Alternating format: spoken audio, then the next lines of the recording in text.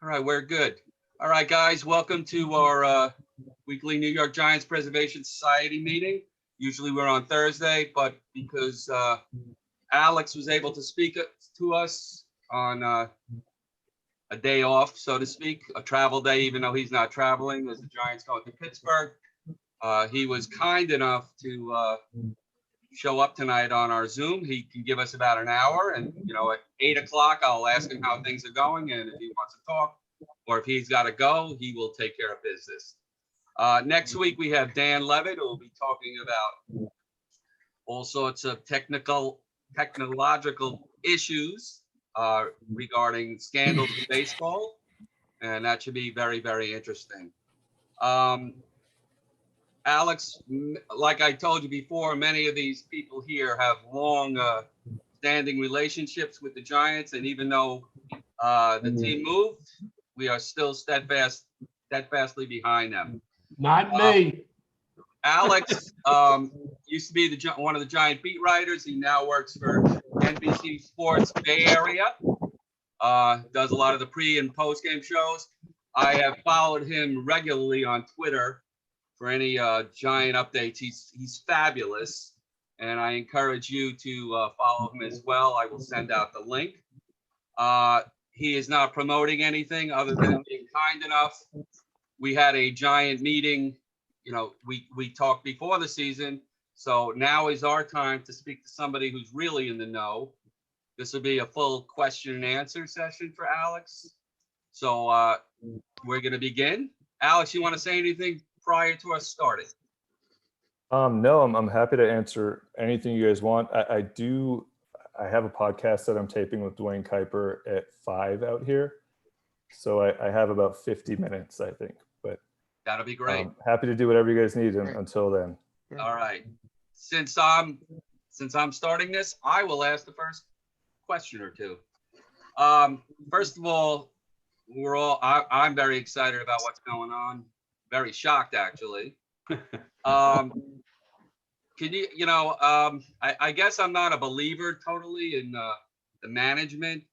Tell us why we need to believe that Gabe Kaplar is the guy, because I don't know. I'm not a manager, but I see things and I question things. So far, everything's worked out. But getting stuck without pinch hitters, things like that are very bothersome to me.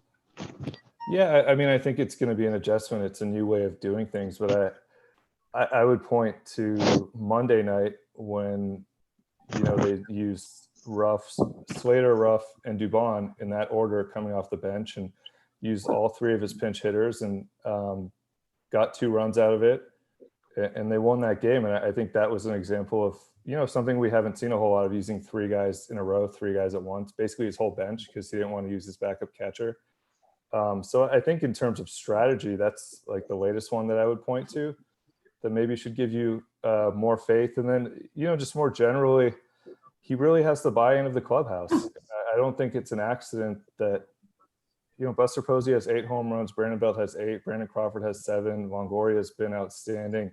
These are guys everybody had written off, and a big part of their success has not been just Gabe, but his coaching staff. And this is a coaching staff who's been thinking about putting together for 6 or 7 years. So I kind of put him together with all those guys and say he hired a very good staff, a very smart staff.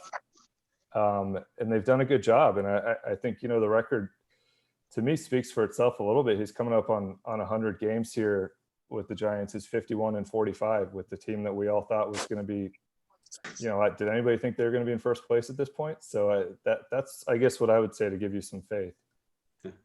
Thank you so much. And one other quick question look, I know he did not play last year and he's off to a great start, Buster Posey. Is he sitting down too much? Because it seems like he just, every series he plays 2 games. And, I know Casale's done a great job with the staff, but there's no bat there right now. He's not hitting at all. Your thoughts? I've asked Gabe that question a few times, because it basically is the first 2 games of every series Buster catches, and then he sits the 3rd day, and basically sits every day game after a night game. I think their response would be that he's 34 years old. He's coming off hip surgery a couple years ago. He is somebody who has worn down in the second half of seasons the last 2 years when he has been on the field.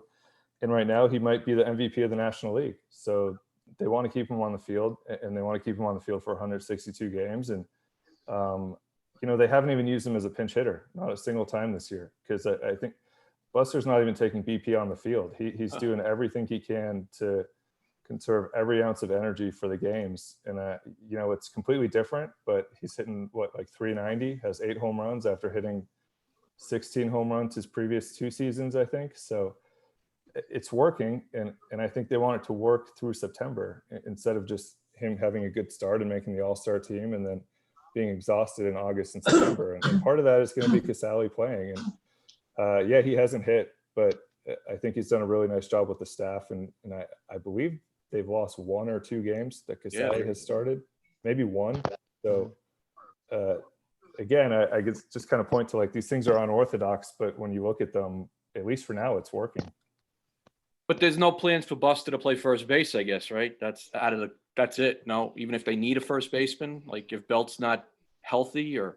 Yeah, I think if they in spring training they told us absolutely not, and I was told last year before he opted out absolutely not, and part of that was quite frankly they were being honest about it. Like they felt like they had better hitters to play first base than he was last year. Now you see what he did in April, you see what he's done in May so far, and Gabe has backed off of that a little bit and said he started to think about it.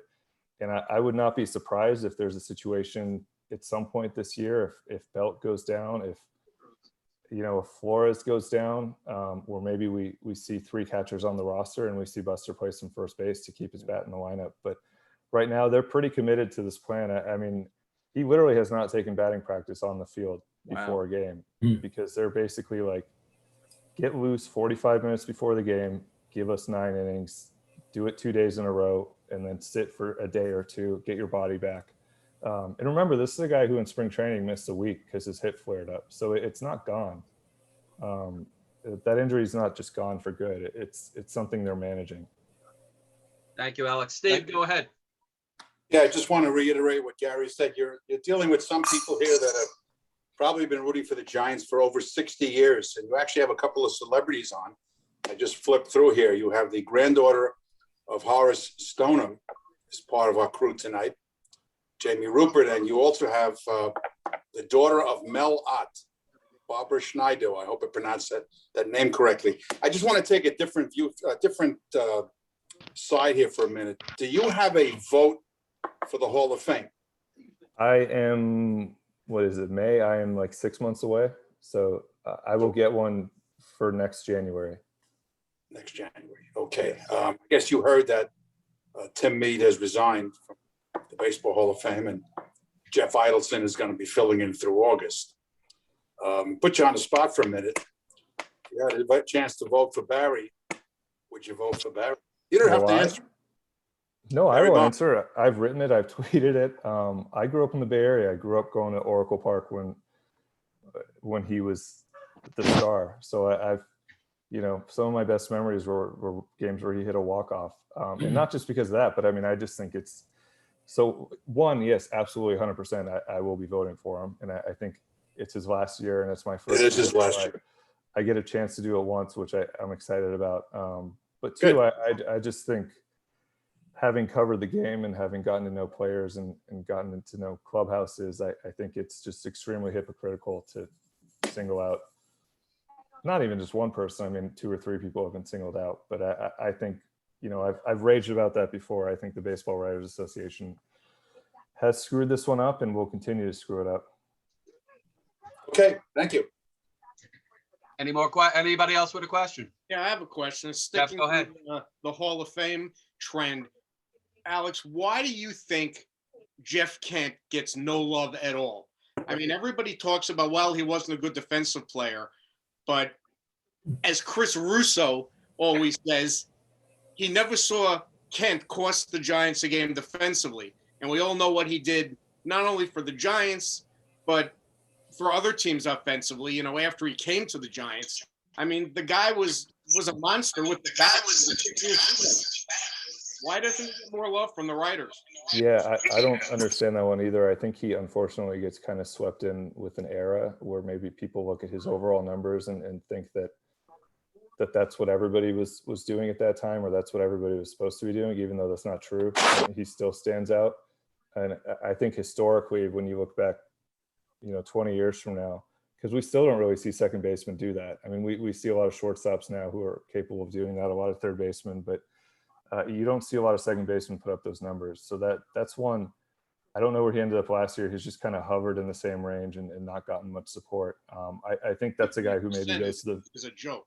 yeah, maybe he goes to the Veterans Committee and they look at that and go like, man, he was a pretty good player, but he hasn't gotten. I agree, he hasn't gotten enough support. Harvey, go ahead. Turn on your mic, Harvey. Mike. Okay, all right, I'm on. Alex, the Major League Baseball has discussed much about pace of play. The Giants have their own pace of play guy who I particularly enjoy watching here on the East Coast because the games start late, and that's Alex Wood. Mm-hmm. Why have you interviewed Alex? Yeah, I have. Why does he work so quickly? Yes. It's just the way he feels comfortable, and I think he feels like it's a way to give him a little bit of an edge and attack hitters and keep them off balance. He's throwing 91, 92, has a good slider, has a good changeup, but he's not going to overpower you. But he's a guy who gets a lot of ground balls and tries to keep you uncomfortable. And it's been incredible to be at the ballpark and watch. I mean, when he's feeling it and when he's working fast and having a good start, which is basically all he's done for the last month, he's on the mound before the outfielders reach the infield dirt. So he's there, he's waiting. Poor Kurt Casale's out there with him, at the start of the commercial break, getting him ready. I think the Giants they've focused on a few things with their pitchers, and one of them is pace. And they've really, especially with the younger guys, really tried to get them to work at a better pace. And they pointed Alex Wood as like an example of this works. If you keep your defense involved, you keep the hitter off balance. And every hitter is so used to now kind of sitting there in the on-deck circle and thinking back to the scouting report and all the work he did pregame. And Alex is just kind of taking that away from them and saying you're not going to have 30 seconds to think about what you might have seen on video before the game. You're going to have 10 seconds to prepare for the next pitch. I think it's really worked. I do too. More Thanks. questions? If you're not going to ask questions, Charles, go ahead. Yeah, I Charles noticed and then Larry. Kevin Gausman seems to work not as fast as Alex Woods, but at a pretty quick pace, and he knows what he's doing as a pitcher. Yeah, he's been phenomenal. I think he was a high draft pick. He was a very good prospect. He's somebody people have been waiting for a long time. And to me, his splitter's as good as any pitch I've seen this year. And then his throw 98, so he can command it. I saw him. He looked like he knew exactly what he was doing and exactly what he wanted to do. Yeah, I think they've just kind of figured out that high fastball and then throw a splitter down at the bottom of the zone and in the dirt. And he's been doing it for 2 years now, and nobody's figured it out. He's fun to watch pitch, definitely. Yeah. Larry, go ahead. I want to ask about Tyler Rogers. Right now, he's probably on a pace to play more games than Posey. Yeah. And I know he throws a non-stressful pitch, but do you feel like they're overusing him? I do. Yeah. I'm not sure I necessarily buy the fact that he throws a non-stressful pitch and that's what they've said, but it is a very unique delivery. And he's putting strain, not just on his arm, but on his hips and on his torso, and just because of the way he twists. And I think they have overused him a little bit. I mean, they don't really have anybody else that they trust in the bullpen for the most part, except for maybe McGee. And he's even the last couple of weeks been a little shaky, but that is one area I'm kind of watching. It is interesting because they're, being very careful to make sure that the veterans are there in September. And I think they need to make sure Tyler's there in September too. And it is not, hasn't pitched 100 times. Jim, go ahead. Yeah, thanks. Alex, Whistler's been a real disappointment in the bullpen. And how much longer are they going to stick with that? And when they fix this bullpen, do you see it coming up from AAA, or do you see them going outside the organization at the deadline? I see it coming from AAA. I think, they're a pretty smart front office, and they're trying to accumulate assets. I don't think they're trying to give them away for relief pitchers, which is, we've seen that even from the other end. Like what Farhan's first trade deadline, I think he traded 4 relievers and picked up a bunch of guys, and some guys that are in the minor leagues right now that people really haven't even heard of, who are taking some steps. So I don't think they want to be on the other end of that, giving up, an A-ball pitcher with some potential for somebody who can pitch the 6th inning for them. I know Gabe is confident in Whistler. I don't think he's pitched very well. I just don't think the slider has much bite, and that's basically all he throws. So they think they can fix him a little bit, and he's been working a lot with Andrew Bailey. But I think ultimately we've seen Duvall. He's had a couple rough ones, but for the most part, I think has been very good. I think we're going to see Santos again. I think we're going to see Kervin Castro, and it's going to be young guys from AAA. And Tyler Beatty's going to be back too. That might bump somebody to the bullpen, or maybe they use Tyler in that role down the stretch. So I think they're going to stay internal and try to figure that out. And do you think Webb stays in the starting rotation when everybody's healthy? Or do you see him as more of a moving to the long man? I think he will move just because I don't really know the other solution. Like Aaron Sanchez can't be in the bullpen. He's coming off shoulder surgery. It takes him a while to get loose. It takes him a while to recover from outings. And then the other 4 guys you're not going to move. So I think the only move is to move Logan and see if he can help your bullpen a little bit if Sanchez comes back in a couple weeks or 3 weeks. More questions? Gary? Yeah, go ahead, Paul. Yeah, Alex, based on the people that are going to be finishing up their contracts this year, right? We've got Posey, we've got Belt, we've got Crawford, and we've got Cueto.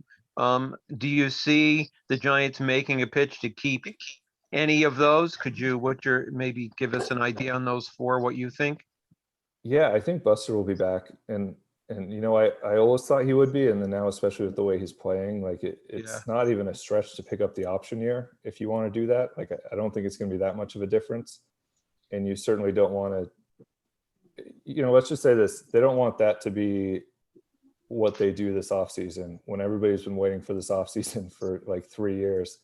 You don't want part of it to be any sort of vitriol over what you've done with Buster Posey. So I think they'll figure that one out. The other ones are interesting. I don't think Johnny's going to be back just because I think Johnny will want one more big contract, not big contract, but multi-year contract. And they haven't really done that for guys. And he's also, right now he's probably their 4th best starter, 5th best maybe. So 4th best, I guess, would be fair. But so I think they can fill that role. The other 2 are really interesting to me. I've always thought Crawford would retire here, but it is a good shortstop class, and we'll see if they spend that money. If they don't go out and get a big shortstop, I could see him coming back on a 1-year deal, and you wait for Luciano. And then Belt, I think Belt's going to get a nice contract.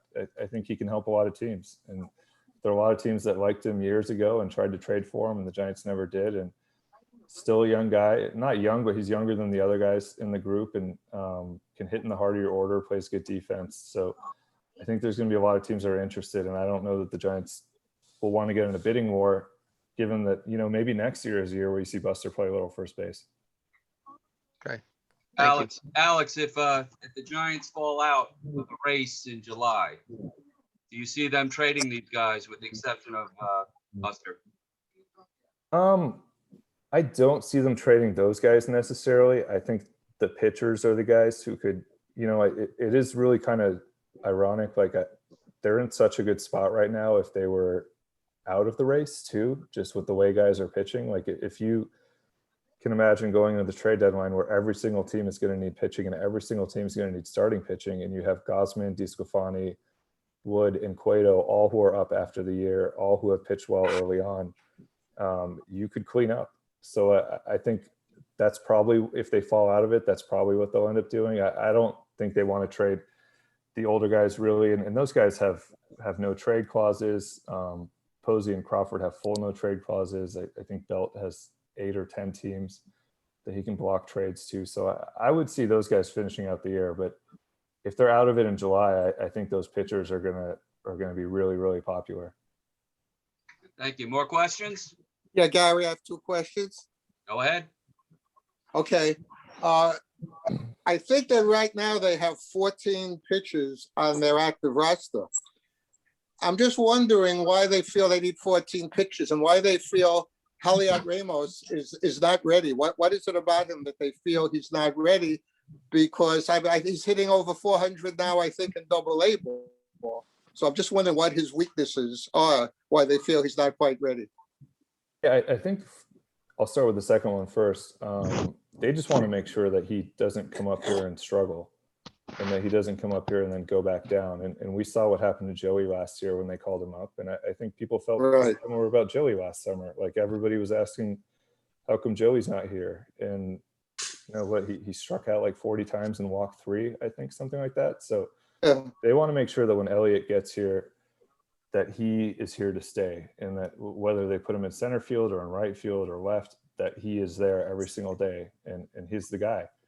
So that part of that's going to involve being 100% sure by throwing him out there in Double-A and then throwing him out there in Triple-A. I think he'll be in Triple-A in a couple weeks probably, and play a little bit there, but they want to be 100% sure that he's ready. And there are, you know, he crushed spring training. He has crushed Double-A pitching so far, but it's just a different animal at the big league level. And if you're somebody who's not, which he hasn't done, I mean, he's somebody who hasn't walked a whole lot in the minor leagues. He's struck out a lot, and he wasn't tearing up Double-A in 2019. So they wanted to make sure he did that, and he is doing that. So he's going to earn that promotion pretty soon, I think. But I think he's going to get probably 200 at bats in the minors just to keep working on things. And then to your first question, the roster is really interesting. It's kind of gone game by game.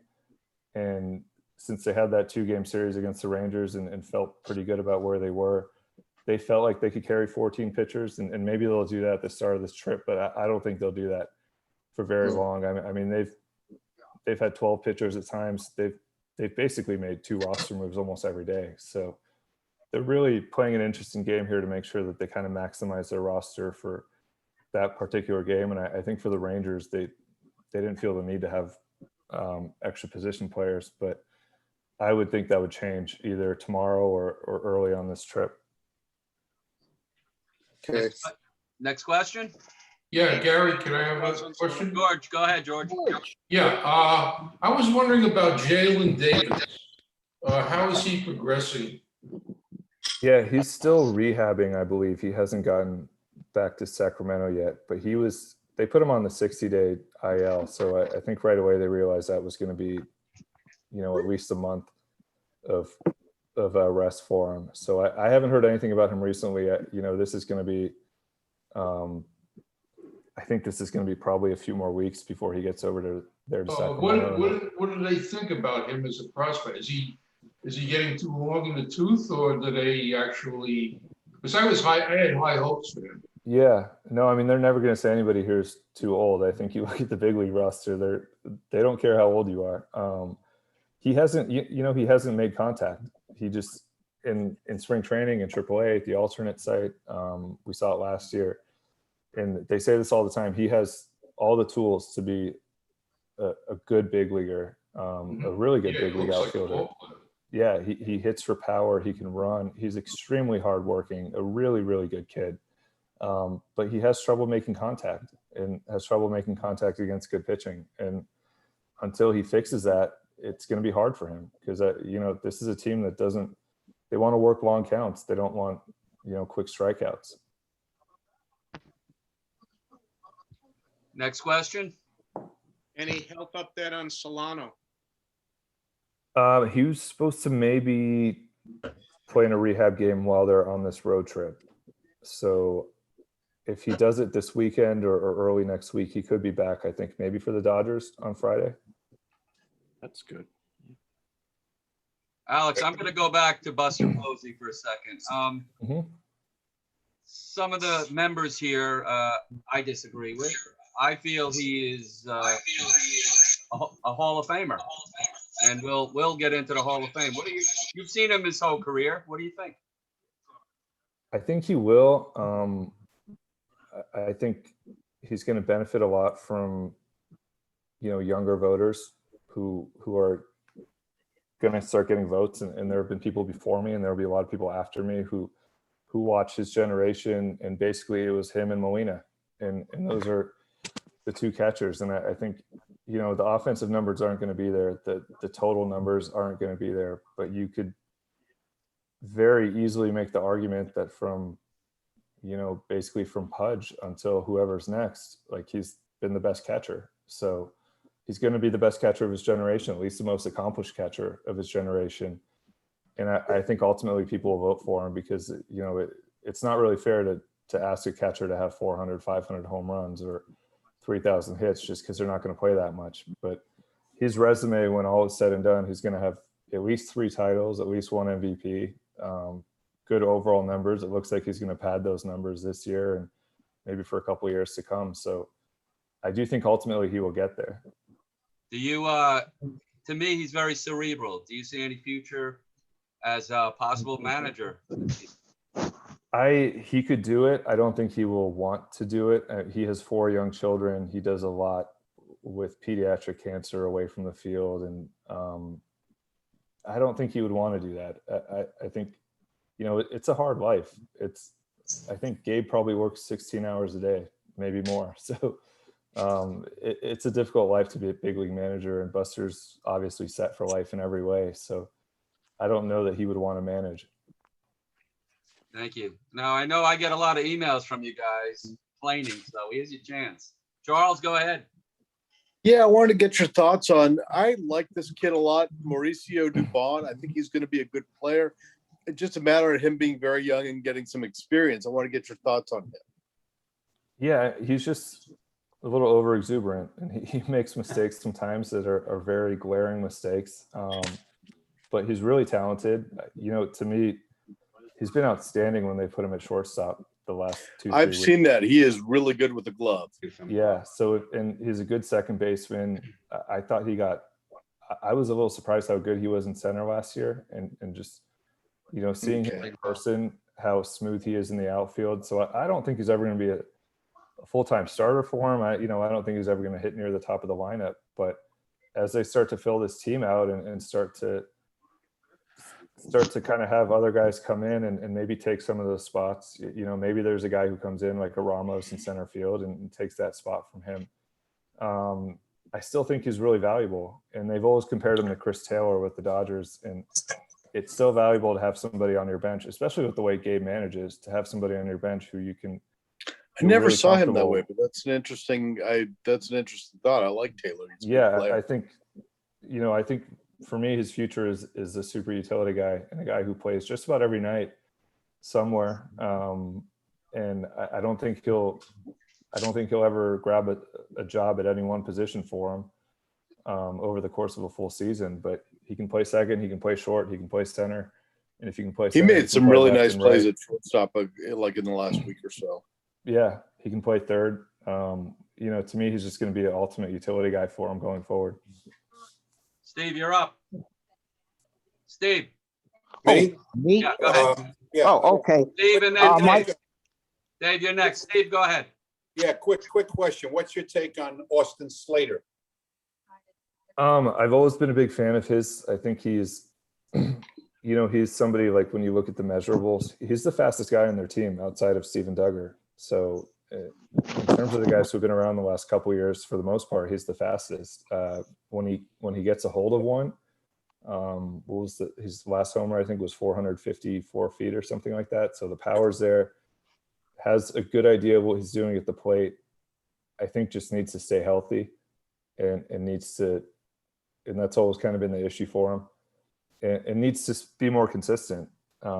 He was really good the first couple weeks of the season and then wasn't very good. And then, the last week or so, he's started to pick it back up, but Streaky, very streaky. Very streaky. So that's kind of kept him from grabbing a more consistent job, but there's a lot to like. And I think at the very least is a pretty good platoon option. Thank you. Dave Lippman, go ahead.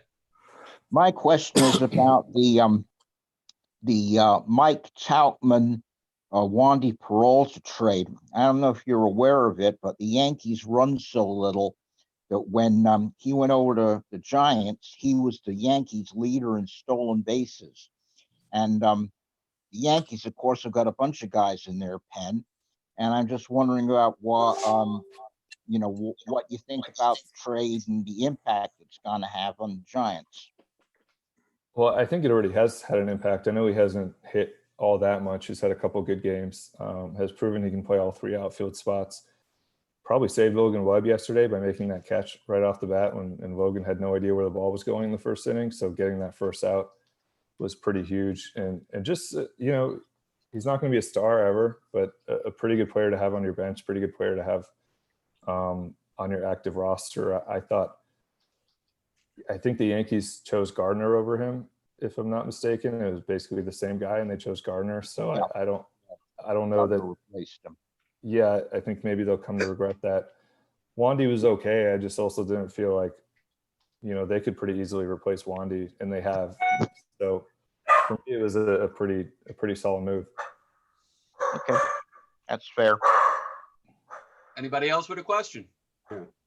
Have you had Jim, I go got ahead. a question. Go ahead, Norm. I was just wondering if you'd be willing to grade Farhan in his last 2.5 years as running in the Giants in terms of player acquisition, breaking it down into starting pitching, relief pitching, and position players. That's like a grade for each. I think starting pitching, I'd probably give him like an A- or, give him a very good grade on starting pitching, because I think they've had a lot of success without really, the one thing they didn't want to do was to have payroll going beyond this year, because they knew they had all that money coming off their books. And so they've been pretty committed to one-year contracts. And a tune that was nominated for both Record of the Year and Song of the Year. What was that? Interesting. Commercial timeout. I was just going to say they've been pretty committed to one-year contracts. And, you look at what they've done with DeSclafani and with Wood and with Gosman last year, with Drew Smiley last year. They've had a lot of success there. So I think they've done a nice job. Now, going forward, they probably at some point need a rotation that's a little more stable year to year. But given what their plan was, that's worked out really well. The bullpen, the bullpen's tough. They just haven't wanted to spend money on the bullpen because they felt like that was not a good idea for a team that was rebuilding. So, and it hasn't been very good the last couple of years, and probably has cost them at points. And, I don't know that they imagined this year they would be in a position where we might look back at the end of the year and say 1 or 2 losses really cost them a playoff spot potentially. And we'll pretty easily be able to point to those games at the end of the year. If that's the case. I mean, you can point to opening day, and you can point to that game in Colorado where they bring in a kid who's been out for a week because they don't have anybody else. So that's a question. Yeah. So, and then the lineup, he has Yastrzemski, he has Dickerson. Wilmer Forrest hasn't been very good this year, but last year was really good. So I would give him a pretty good grade there. I think overall for me, it's a little bit of an incomplete because we haven't really seen fully what he wants to do, because he inherited this team full of guys who were making 18-20 million a year and were on contracts through the end of 2021. So I think he's done a nice job. And if you look at the 40-man roster and you look at their bench and you look at their farm system, I think their farm system is going to be like top 3 in baseball by the end of this year. So overall, I think he's done a nice job, but it'll be really interesting to see what he does in this offseason when he has some money to spend, and see if they're willing to spend it. Thank you very much. I appreciate your answer. Alex, do you think they will spend the money, and what would they be looking for? I think they will not spend as much as fans want them to. And we've kind of grown accustomed to, they used to have a $200 million payroll. So they were right around 200 for a while, and around 180 before that. And I think they're 160 right now or something like that, maybe. So with all that money coming off the books, I just don't think that they believe it's very smart sometimes to go into the free agent market and spend on some of these guys when you can, they don't really believe in giving a guy a $70 million contract as a starting pitcher when you can go get DeSclafani for $6 million and hope that he's better. So they will spend. They have to spend because they have so many holes to fill this offseason. And there's an opportunity with so many other teams deciding not to spend. There's an opportunity if you want to go out there and get good players. But I just don't think it's going to be like, I think a lot of fans think they're going to go get a $300 million shortstop and a $140 million ace and a $100 million outfielder. I don't think they're going to do that. Hope you're wrong. Do you envision him following what happened? I mean, the Dodgers farm system is incredible. Do you see the Giants following in their footsteps? I do. I think I'm very, very high on their farm system. I know most people have it right now around 8 to 10 overall, but I really think this time next year it's going to be a top 3 farm system. And there's a lot of depth, and there's, we've seen it even the last week. Like, there's this kid Caleb Killian who's in Eugene, who's nobody's ever heard of, is not on a top 30 list. He's a starting pitcher who's throwing 97 all of a sudden. Like, there's these guys that they've done a nice job with, and there's so many high upside guys too. Like Luciano is going to be a top 5 guy by this time next year. I think Luis Matos and Kyle Harrison are going to be on everybody's top 50 or top 75 list. Hunter Bishop, the same thing. So yeah, I really think their farm system is going to be something that in 6 months, like, Giants fans are paying a lot of attention to. Anybody else have a question? Yeah, let me. Go ahead, Alex, Jim. yeah, Alex, when you started, you talked about someone had asked you about Kapler, and you said that there was good buy-in from the team about Kapler. One of the things I cringe about every night is the mass substitutions, and I just wonder. I know the players are looking for consistent at bats, and I wonder, do you sense any frustration among the players with this mass substitution, or is that something they've bought into? It's a little hard for us because we're not allowed in the clubhouse yet, so we can't really have. Most of our conversations, probably 90% of our conversations with players are on Zoom in group settings. Okay. And you're just not going to hear a player grumble about that. I text guys, I talk to guys off to the side. I haven't heard a lot of complaints. I think guys are competitive. They don't want to be pulled for a right-handed batter when a lefty comes in. Some guys have been open about that. I mean, Brandon Crawford's talked about that quite a bit. He wants to face lefties. I think there's probably some guys who are not thrilled every night, but the flip side of that is winning helps, I bet. Yeah, winning helps. And so often you see the guy that replaced you come in and if you're Mike Tauchman and you see Austin Slater come in for you, or I think Dubon came in for Tauchman the other night and drove in the game-winning run, like, you're not going to be too upset about it because they found a good matchup. And you also know that the next night it might be you who's coming off the bench in the 5th inning and replacing somebody. So everything we've heard has been positive. And, I think the proof is a little bit in how prepared these guys are when they go to the plate. Like, they're clearly taking it seriously. Okay. And can I ask one other follow-up on the Tauchman trade? I just wonder how this works. There's a player to be named later. How is that determined? Is there a list that the Yankees get to pick from? Have they, or do they just agree later, or how does that done? Yeah, usually it's a list. Usually like three to 5 guys, and you get an amount of time to follow them.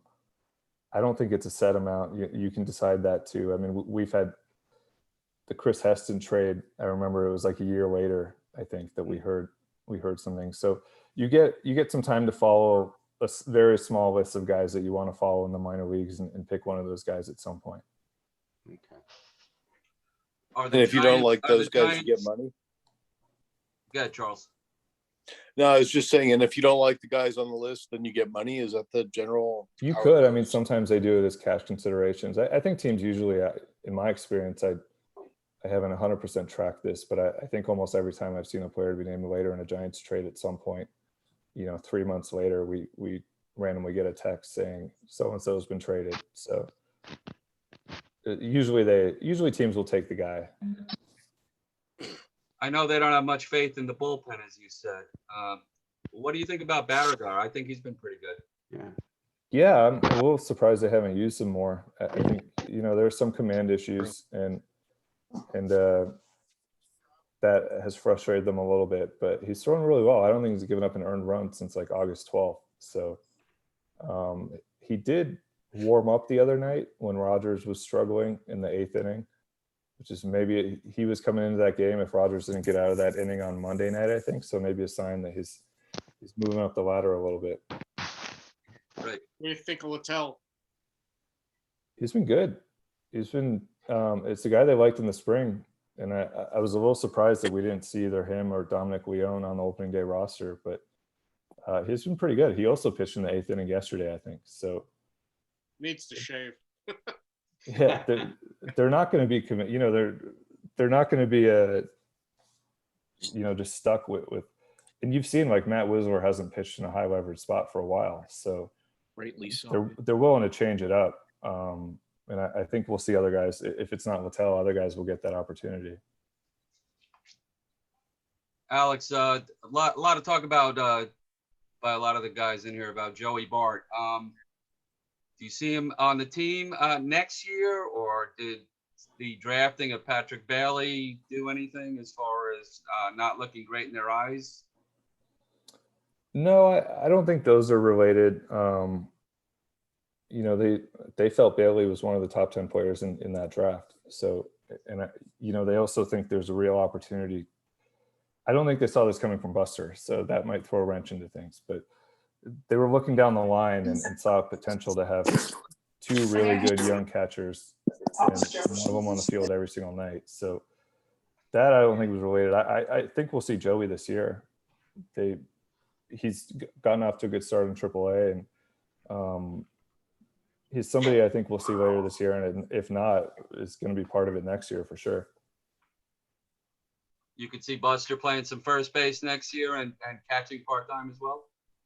Potentially, yeah. I could have seen that more. It's really interesting. Like I thought Buster could maybe stick around as the guy who catches 60 games to Joey's 100 for a couple years, but with the way he's playing, like, Buster's probably the guy you want catching 100 games right now still. Absolutely. DH next year, I hope. That's a possibility too. Alex, I've never, and I've been a National League fan my whole life, and I always hated the DH, but they're going up there now. They're not even swinging the bat. I mean, you're just giving up the out. They're standing at the back of the box and putting the bat on their shoulder, and don't even try to bunt it because you bunt into a double play. They're just ridiculous at bats, and I can't believe I'm saying this, but let's have a DH. Yeah, I think almost every manager has told his guys just not to get hurt, and so it's the Giants have mad bomb. basically said if our guys get 4 or 5 pitches out of them, it's a win. Yeah, and that's all they're asking for. Mars, did you have a question? Yeah. Go ahead. I always thought that instead of pitchers trying to hit the ball over the fence in batting practice, that they should be made by their manager in spring training and in batting practice to know how to put the bat on the ball. 34. Nope. I'll give you a ride to work. So many times they don't practice bunting to move the runner up. So, you could be an effective bunter if you have a good instructor, and you have to do it every day, just like one takes batting practice every day to advance the runner. I was at the game yesterday. The pitcher didn't know how to put the bat on the ball, and he popped it up. You have to go down on the ball. I mean, I was taught that in high school. Yeah, it's a thing they work on in spring training a lot, and then the season starts and guys are in the trainer's room or guys are watching film, and it kind of gets lost. But I agree with you. It pitchers definitely don't take it very seriously. Well, that's up to the manager. It's up to every manager to make the pitchers bunt instead of swinging for home runs and batting practice and spring training. Harvey, go ahead. Alex, a little off topic, but very much on topic. The Yankees got hit with the COVID. San Diego's got hit with the COVID. And it seemed like it seemed like all of us were starting to loosen up a little bit. Have you heard what the Giants are doing or not doing with regards to, I mean, they look across the country, see the Yankees, they look down the coast, they see San Diego. It's still very real. Yeah, they're actually hitting the 85% vaccination threshold tomorrow, so they'll be able to loosen up the rules. You know, they've taken it extremely seriously, and not just with the players, but anybody who's anywhere around the players. And they haven't had, as far as I can remember, they haven't had a player during the season miss time over the last 2 years. So they've had some guys in spring training and some guys at the alternate site, but the closest they came was like the Dickerson false positive last year. Yeah, that was a shame. Yeah, so they've done an incredible job. They have this guy, LJ Petra, who's in charge of it and has done a really nice job. And they've managed to so far basically completely avoid that. So, you know, sometimes it's going to happen. Sometimes I don't know what exactly happened with Tatis or with the Yankees coaches and how they might have gotten it. But I think they've done the Giants have done as good a job as anybody over the last year and a half. Has the team, have all the players been vaccinated? Do you know? The best I can tell, they're somewhere around 90%. So there are some holdouts, but most of them have been. Thanks. Got time for a couple more before Alex has to leave. Anybody with a quick question? Mars, your hand is up. You want to go again? Take off your mic. Unmute yourself. All right, then I'll ask another question. Alex, on a scale, how surprised are you by their quick start this year? 1 to 10, probably like a 9. I think. 11. Yeah, and not the record a little bit, but mostly the way they've done it. I did not think their starting pitching was going to be very good, and I didn't think those guys were going to be.